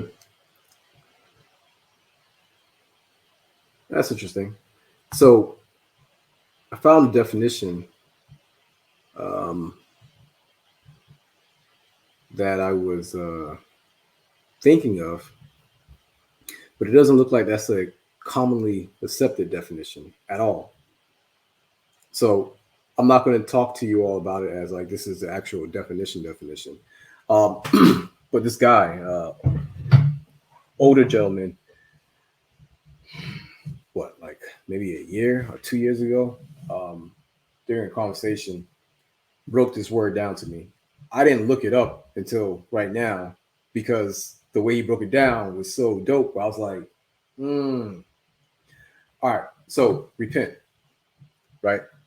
Right. So I see a lot of you all, you put in the definition that I just pulled up as far as like the regular definition, right?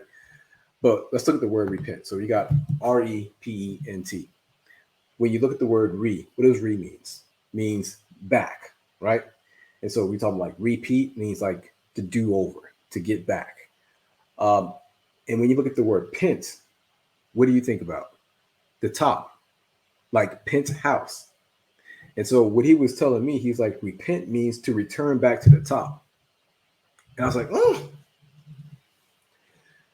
So a lot of this starts with, but there's so much in the word repent because in order for you to get back to the top, this means that you must have been up there before and that you've fallen down to a different area where you don't belong and you need to get back to where you were at. So, um, in my life with different areas of my life, uh, I've had to check myself hard with multiple things, and the concept of management has been a hard theme for me for the past couple months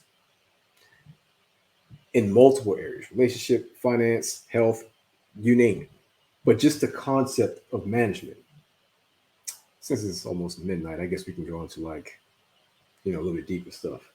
Um, but I had to really ask myself, how have I managed all aspects of my life, and then grade myself in these different areas? And so, if these are areas and things that I value and that I find to be a gift, like I was telling you all a couple days ago, prosperity doesn't typically flow to bad managers because the prosperity or the resources that are flowing will be wasted if you're a bad manager. It means you will mismanage those things. So Like with my daughter, I'm more likely to give her more things. I'm more likely to buy her newer things, electrical devices, because she's a very good manager as pertains to her devices and the things that we buy her. I am less likely to buy my knucklehead boys newer devices because they are 10 times more likely to break it, crack it, destroy it. They've shown that they are bad managers as of right now with those things. And so when it comes to resources, as of right now, my resources easily flow to her for like those things because I know that she's gonna manage it well. With the boys, like my lady was like, she wanted to get the boys a Nintendo Switch. I'm like, Nintendo Switch? You mean like go outside, get a Switch, and write Nintendo on it? What are you talking about? Um, but nah, it was like Nintendo Switch. Like the thing costs like $350, $400. I'm like, not for those jabronis. They're gonna break it. I know how to get down. They're gonna break it. And so I was reluctant to buy them that because they haven't shown me that they can manage it. My daughter wanted a new phone. I was willing because she's shown me she can be a good manager. And so I say all that to say this. As it pertains to your health, how have you managed it? How have you managed your health? How have you managed your body? How have you managed that gift? Once again, it's not a question that you ask of yourself to wag fingers and get down on yourself. It's a question of reality check because you have to sit down with yourself and say, all right, yeah, I'm not where I want to be. Okay. All right. Okay. Hey, cool. We started. We started. And you say, yeah, I'm pretty unhappy with where I'm currently at. No problem. Next question is, where do you want to be? Because that's a question that many of us have not asked ourselves in a very long time. A lot of us come back and ask ourselves that question like what, January 1st or maybe December 31st because it's New Year's. And then we make attempts to go a couple of days at trying to do those things. But then eventually we fizzle out and we're back to doing what we were doing before, which is just remaining stagnant. And then situations like what we're in right now come about and we feel helpless because we are in situations where we're taking medications or dealing with certain devices and procedures that makes us more dependent on the system that we don't trust. And yes, that is a bad situation to be in. So it's important for you to sit down and be honest and have that conversation with yourself. Are you worth it? Yes, you are worth it. How have you managed your gift, your health? Not good? Okay, cool. Um, where did you want to be? Like, what did you expect? What did you want? Well, I wanted to be this weight. I wanted my blood pressure here. I wanted to be off medications. Okay, okay. Um, why? Well, because I wanted to be healthy. I wanted to make sure that I'm around to see my kids graduate, wedding and big events and grandkids and, business and my mission, all those things. See, all these things are important because you need to be grounded and anchored in your purpose or your mission or the things that are important to you versus just this worldly stuff. And that's what we tend to let go and forget about when we're so focused on the phone and what's going on and who just this and who's doing that and we forget about all this stuff. We forget about all those things. And that conversation with yourself one-on-one helps you get back in tune and get back in alignment with that. And so it's very important to do that. Why do you want to get so where did you want to go or where did you want to be? Why did you want to be there as far as your health? And then why are you not? Like what happened? What happened? Once again, this is not like a shaming session that you're having with yourself where you're like, oh, I didn't do this, I didn't do this. Nah, like seriously, have some compassion with yourself and try to figure out, man, it's the third year in a row I said I was going to lose 30 pounds. This third year in a row I said I was going to start exercising, get a gym membership. It's third year in a row I said I was going to do them. And I haven't done any of it. I started off strong, but I stopped. What happened? So figuring out what happened is very important, because if you don't figure out what happened, you're going to be right back in that same spot. You got to figure out what happened. You got to figure out what happened. You got to figure out what happened. And you have to be honest with yourself. Maybe you didn't want it bad enough. Maybe you didn't really make the goal clear. Maybe you were too distracted by multiple things. You got to figure out what happened, right? And then once you figure out what happened, you need to now accept that, make peace with all of it. All right, I'm worth it, because that's the first question. Are you worth it? I'm worth it. How have you managed it? I haven't managed it. I haven't been a good manager. I've mismanaged it. Okay. Well, where do you want to be? Well, I want it to be XYZ. Okay. Why did you want to be there? I want to be there because I have a mission, I have purpose, goals, dreams. I got all these things I want to do. I have family, XYZ. Okay. That's why you want to do it. What happened? Like, what happened? Well, I didn't set goals. I didn't want it as bad as I thought I wanted it. And I was massively distracted. Okay. All right. Make peace with that. Like, accept that. Make peace with that. I fumbled the bag 3 years back to back. This is what I did. This is what I did. I see my mistakes. I see my faults. That's in the past. I'm going to learn from those things, and I'm going to get back out there again, because one, I'm worth it. Two, those folks have different plans for me, and I'm not with it. And so you come up with a plan to get started in that direction. It doesn't have to be an all-out 30-day workout program or anything extreme. Make it simple. Make it simple. Make the commitment that you are going to get healthier. Choose a metric that you're going to use as far as, I'm getting there. I'm getting there. It can be your weight, but it doesn't have to be your weight. It can be your pants, the way your pants fit. It could be, some people use the puffiness in their face. I have a couple patients that say, I ain't jumping on the scale, but I can see my face. My face looks slimmer. People have different things. People go by the mental clarity, multiple things that people utilize in order to track where they're going. Now, I would tell you to track something a bit more that's more hardcore, such as weight, waist, blood pressure, like those things.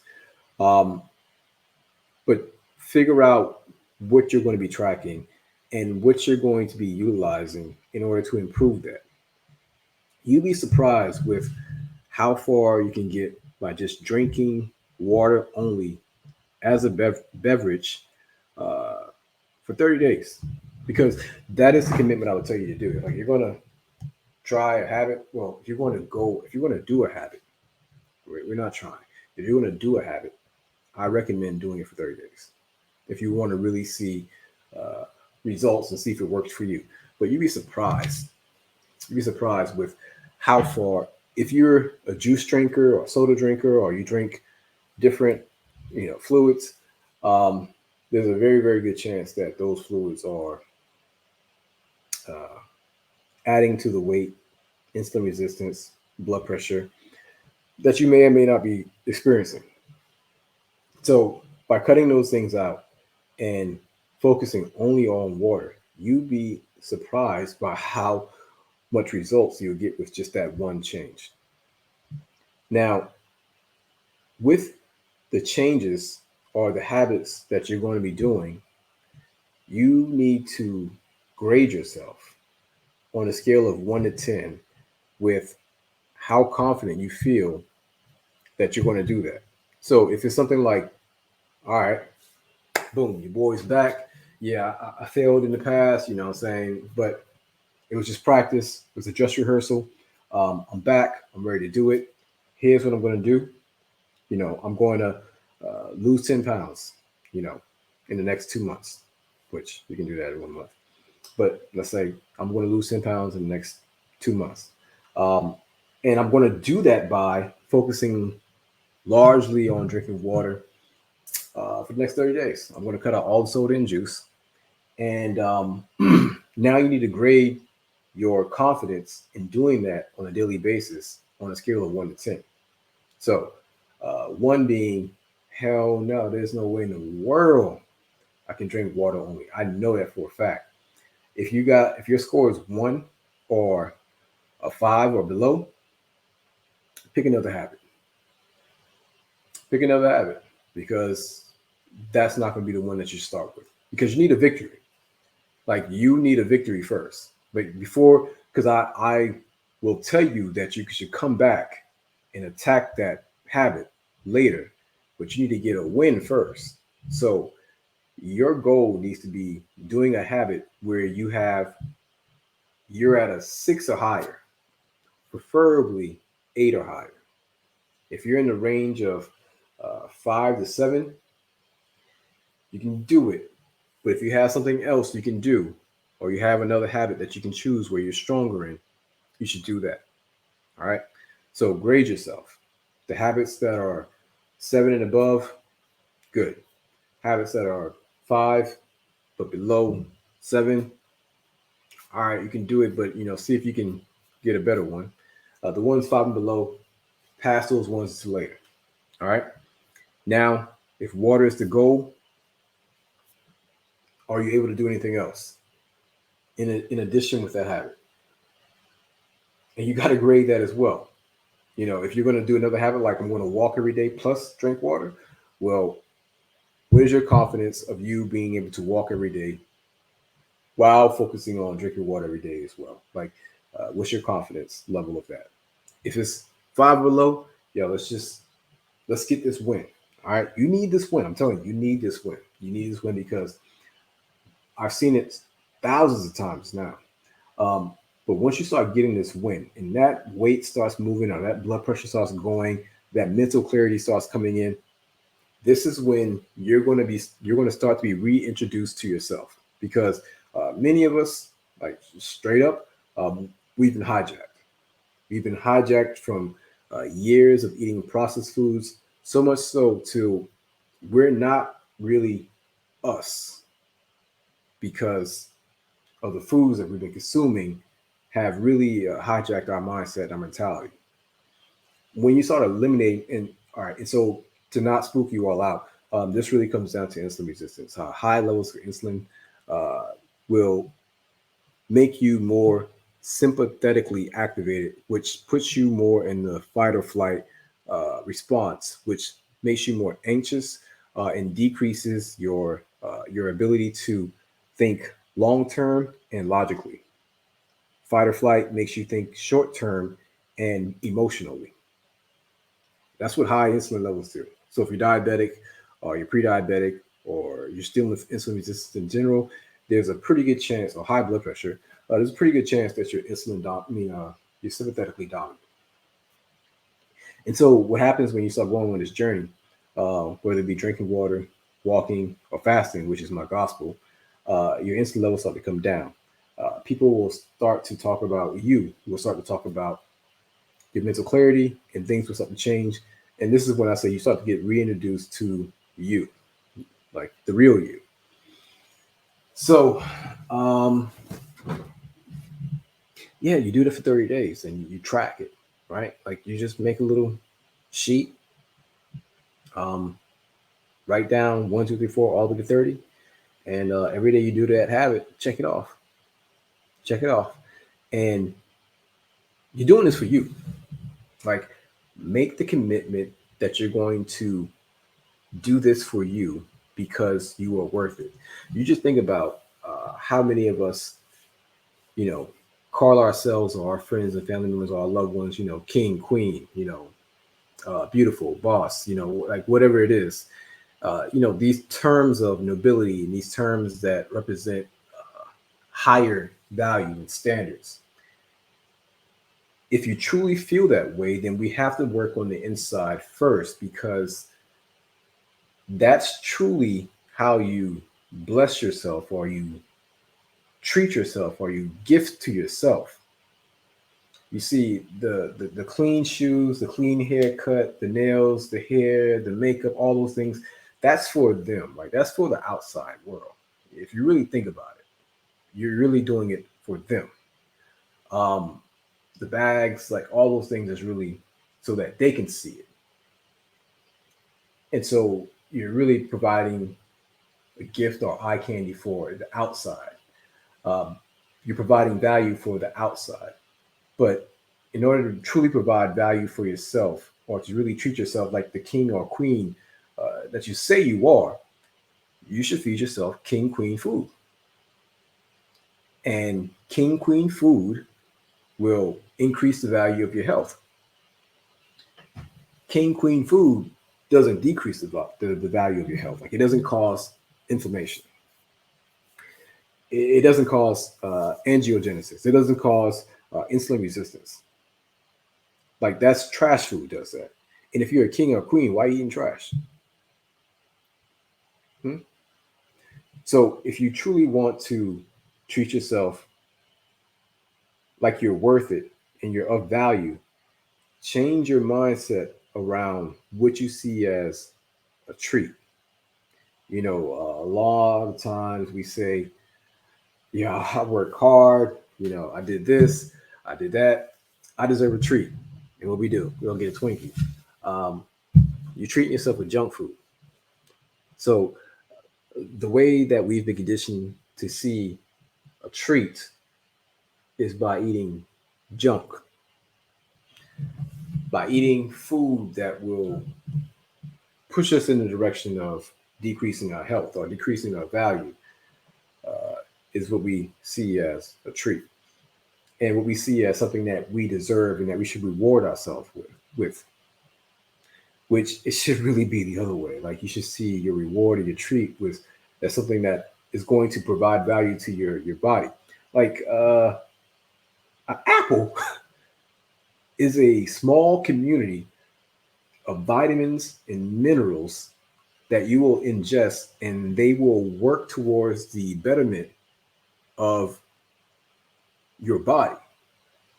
That apple has potassium, it has vitamin A, C, it has fiber, it has enzymes, it has a plethora of things in it, in that one little apple, and all of it is going to be utilized for the betterment of your health.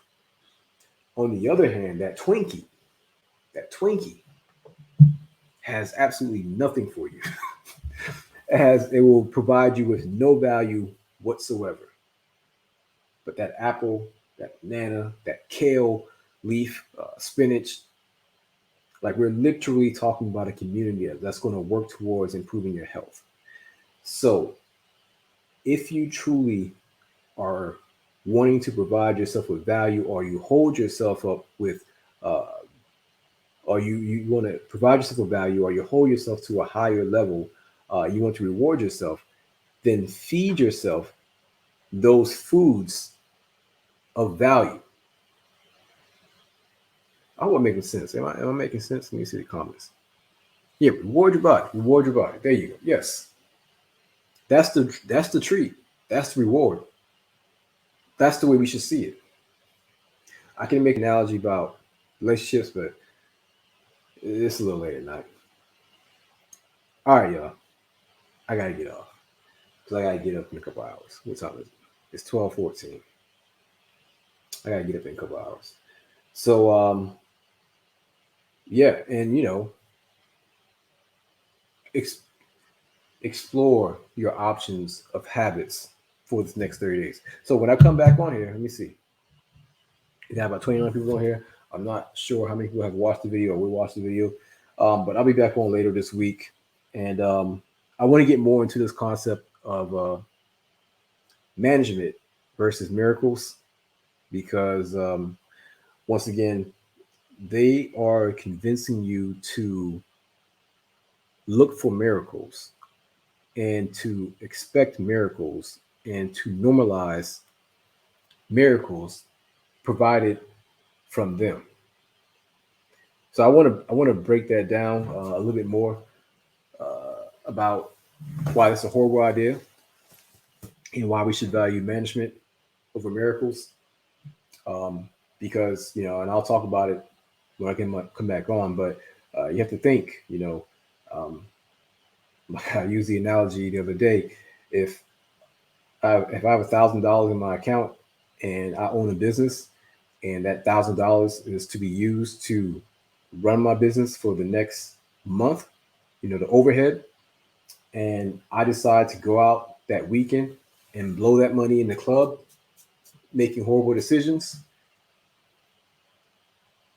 and I go back to my bank account after blowing that whole entire $1,000, and I look in my account and there's another $1,000 in there that came from nowhere, seemingly, well, that would be a miracle because uh, I clearly spent that money.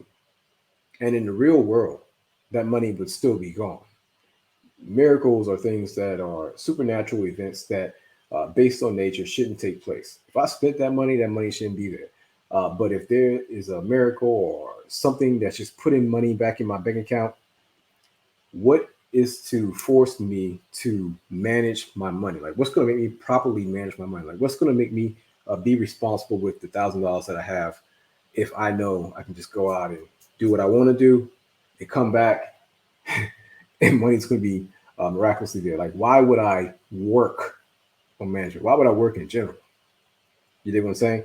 So what they're doing is they are cultivating a society of miracle seekers. They're cultivating a society that relies on them providing so-called miracles because it's not natural for me to spend it and then to get it. It's not natural for me to jump off a building and fly. That would be a miracle. The laws of nature and laws of gravity says I should fall, break a bone, or whatever, but I should fall. I shouldn't fly because I haven't put in the work to actually fly. It's late at night, so I hope y'all get that. But my point in bringing that up is that these medications and the jab and everything else that we're believing in as pertains to this system, um, they're parading them around as miracles because you have to think if you spent 10, 15, 30 years eating unhealthy foods that have corroded your arteries, deteriorated your arteries, decreased the elasticity, increased the stiffness, and that's been all done over the process of 15, 20, 30 years to the point where your arteries are extremely narrow and your blood, your heart has to increase the contractility of it. It is natural for your blood pressure to be increased because your arteries went from being like this over the years to 30 years to being like this. And so the blood pressure has to increase. That's nature. That's natural. And we can identify the things that cause this to happen: the food, the drinks, the lack of movement. Naturally, that should happen. A miracle says, I'm going to come in and act like those 30 years of bad decisions doesn't even exist. And momentarily, temporarily, I'm going to make everything okay. And as long as you take me, I'm going to provide your miracles. So your miracles will be being provided by the healthcare system via their medications. And the moment their medications out your system, the miracle goes away. And you have to now seek the miracle from them again. And then the miracle comes back. And so now you're addicted to their miracle and you're seeking their miracle. But you have to understand that the miracle is in direct opposition of the management because the miracle is anti-work. Management is work. Management takes work.